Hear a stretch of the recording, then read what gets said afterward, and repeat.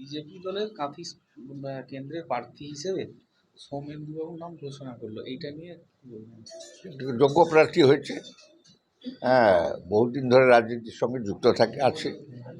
একবারের অত্যন্ত যোগ্য চেয়ারম্যান ছিল তার জীবনে, এবং রাজনীতি পার্টি পলিটিক্সের সঙ্গে দীর্ঘদিন যুক্ত, কারণ পার্টির জেনারেল সেক্রেটারি হয়ে আছে জেলায়। তা ও পার্টিটা অনেকদিন ধরে করে, অনেকদিন বুঝে। আর বিশেষ করে আমার কাছে কলকাতা দিল্লি অফিস, ও জানে কোথায় কী করতে হয়, কীভাবে কোথায় যোগাযোগ করতে হয়। নতুন লোক একটা পার্লামেন্টে পৌঁছে দরজা চিনতে 10 বছর লাগে, ওর কাছে 10 দিন 10 মিনিটও লাগবে না। সবটাই বুঝে জানে, অভিজ্ঞতা আছে, হাতির সমস্যা জানে, জেলার সমস্যা জানে, বাংলার সমস্যা জানে। খুব ভালো ভালো প্রার্থী হয়েছে, ভালো হবে।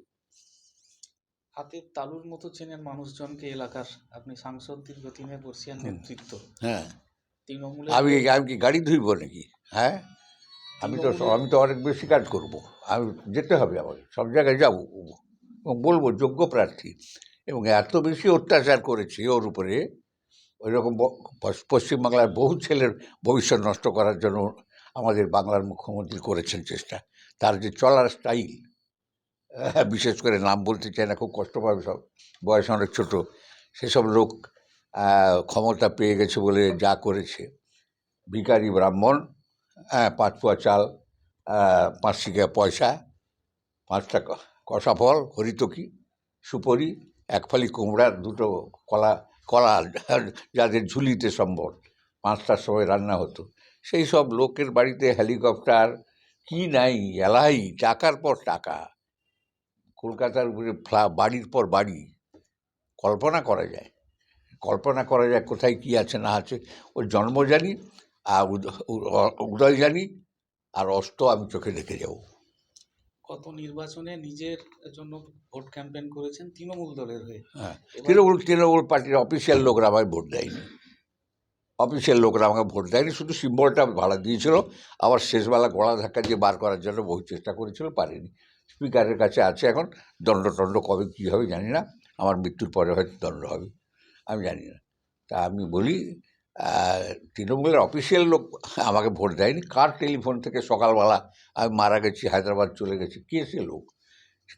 আমি কি জানি না কে বেঁচে আছে না আছে? কার যুক্তিতে এসব হয়েছিল আমি জানি না? কে টাকা দিয়েছিল আমি জানি না? আমার বিরুদ্ধে যারা দাঁড়িয়েছিলেন তাদের প্রত্যেককে টাকা দিয়েছিলেন, কে দিয়েছিল সব জানি আমি।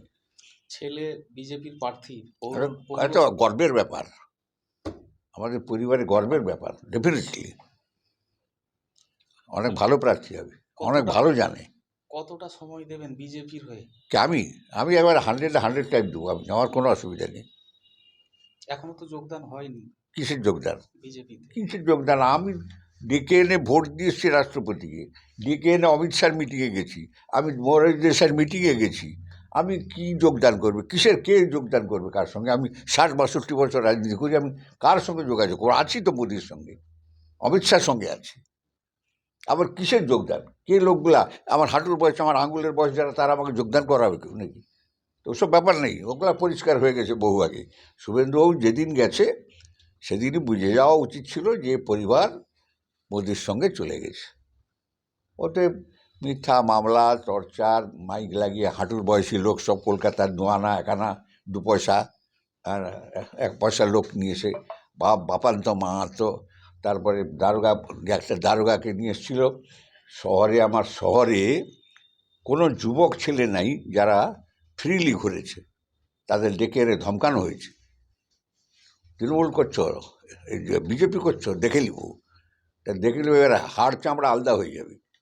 একজন তৃণমূল নেতৃত্ব বাড়ির সামনে এসে মাইকের চোং লাগিয়ে অনেক কটু কথা বলেছিল বলে অভিযোগ উঠেছিল। আমরা কিছু বলি, এখন বিষদগার তৃণমূলের সুদীপ বন্দ্যোপাধ্যায়ের নামে হে ভগবান, এইসব নাম না বলাই ভালো।